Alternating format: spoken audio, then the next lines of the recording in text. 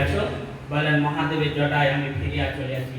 তেমনি সমস্ত মানুষ আমরা পরম ব্রহ্ম থেকে এসেছি এবং আমরা সকলে বিভিন্ন শৈশব, কৈশোর, বাল্য, যৌবন, বার্ধক্য শেষ করে আবার পরম ব্রহ্মে মিশে যাব।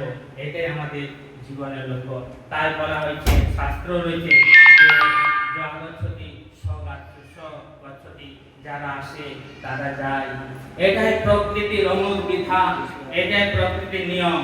এই প্রকৃতির নিয়ম অনুসারে আমরা এসেছি এবং এই প্রকৃতির নিয়ম অনুসারে এখন আমরা প্রকৃতিতে বাস করছি এবং এই প্রকৃতির নিয়ম অনুসারে একদিন আমাকে এই পাঞ্চভৌতিকের দেহ, মায়া, মমতা তাই করে আমাদেরকে চলে যেতে হবে। তাই আমরা কেউ চিরদিন এখানে থাকবো না। চিরদিন থাকার জন্য আমরা কেউ আসিনি। একদিন না একদিন সকলকে আমাদের এখান থেকে এই পাঞ্চভৌতিক জগতের মায়া মোহ তাই করে, সংসারের মায়া মোহ তাই করে চলে যেতে হবে পরম ব্রহ্মের কাছে। কিন্তু রেখে যায় কিছু স্মৃতি, যে স্মৃতিগুলো মানুষকে ভাবায়, যে স্মৃতিগুলো মানুষকে কষ্ট দেয়। তাই আজকে যে স্মৃতিচারণ আমরা তারই প্রতি শ্রদ্ধা নিবেদন করলাম। এখন এই যে বলা হচ্ছে যে আত্মা, দাদার সাথে আলোচনা হচ্ছিল যে আত্মা কিন্তু অবিনশ্বর, আত্মার কিন্তু কোনো মরণ নেই, কোনো মৃত্যু নেই, আত্মার কোনো ধ্বংস নেই।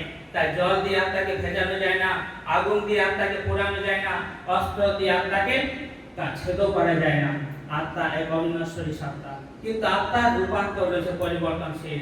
তাই যে আত্মা এতদিন পর্যন্ত জীর্ণ দেহেতে ছিলেন, সেই আত্মা আবার নতুন দেহের প্রার্থনাতে আবেদন করে পরম ব্রহ্মের কাছে চলে গেছে যে আমাকে আবার নতুন দেহ দাও, এই প্রার্থনা। তাই আমরা যেমন নতুন পুরাতন জীর্ণ বস্ত্র যখন ছিঁড়ে যায় তখন সেই বস্ত্র পরিত্যাগ করে নতুন বস্ত্র দেহে ধারণ করি, তেমনি আত্মা এই জীর্ণ দেহ পরিত্যাগ করে আবার নতুন দেহ প্রবেশ করে, নতুন দেহ ধারণ করে। এবং এইভাবেই কিন্তু সৃষ্টি চক্র, এইভাবেই কিন্তু জীবন চক্র পর্যায় অনুসারে ঘুরে চলেছে। এখানে আর অন্য কারো হাত নেই, ভগবান শ্রীকৃষ্ণ কিন্তু কোনো হাত নেই বা বিধিরও কোনো হাত নেই। কিন্তু মানুষ বলেছেন যে মানুষ তুমি তোমার ভাগ্যবান, তুমি মানুষের দেহ পেয়েছো।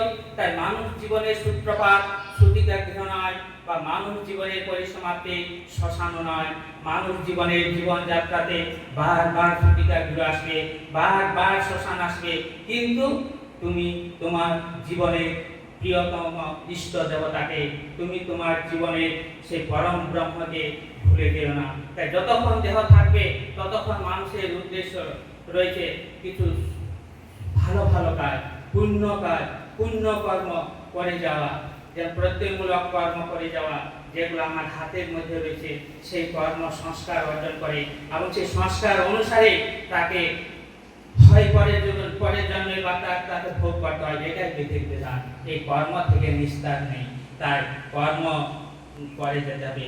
তাই আমি যখন থাকবো আমার জীবন দশাতে মানুষকে পরম পুরুষকে লক্ষ্য রেখে আদর্শকে স্মরণ করে তাকে পথে ভালো ভালো কাজ করে, পুণ্য কাজ করে তার পথে চলে যেতে হবে। এটাই। আর যে সংস্কার তৈরি হবে সেই সংস্কার অনুসারে পরম ব্রহ্ম আবার তাকে ধরাধামে পাঠাবে। এইভাবেই কিন্তু ঘুরে চলেছে। তাই বলা হয়েছে যে যেমন শাস্ত্র রয়েছে যে বিদেহী কর্তৃত্বাং না সুখানি ন দুঃখানি, অর্থাৎ আমাদের যে পাঞ্চভৌতিক দেহ যতক্ষণ পর্যন্ত রয়েছে ততক্ষণ পর্যন্ত আমার আহার নিদ্রা বিভিন্ন জৈবিক বৃত্তিগুলো রয়েছে, আমাকে খেতে হবে, করতে হবে, স্নান করতে হবে, কাজ করতে হবে। কিন্তু